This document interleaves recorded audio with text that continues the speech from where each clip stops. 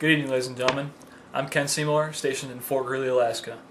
I get asked all the time how someone from upstate New York got sent to middle nowhere, Alaska. My military journey started with just an idea when I was in high school.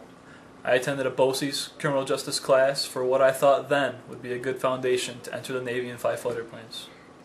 3,412 days ago, I enlisted in the New York State Army National Guard.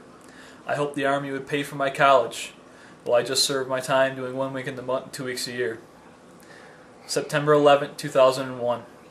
I was on a 10-kilometer road march to a bivouac site in Fort Leonard Wood, Missouri. The field exercise that I was marching to would signify the end of basic training and the beginning of my military police advanced individual training, or AIT. When the drill sergeants told us what had happened, most of us thought it was just a lie. We didn't believe them.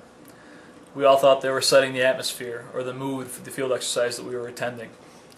But once the first group of individuals went to sick call and returned, word spread quick that it was not a lie, and it was all on the news.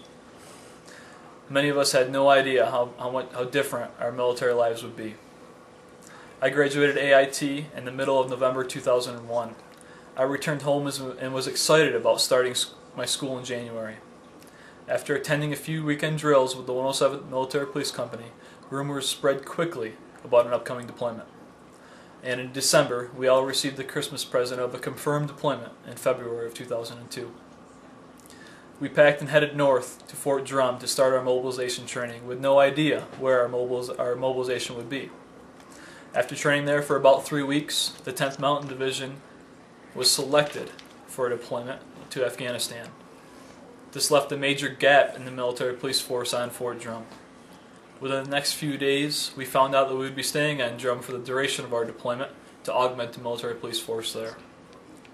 We stayed at Drum until December of that year. They allowed us to return to our families knowing that we would be deployed again to Drum in February to support 10th Mountain Division being deployed once again, this time to Iraq.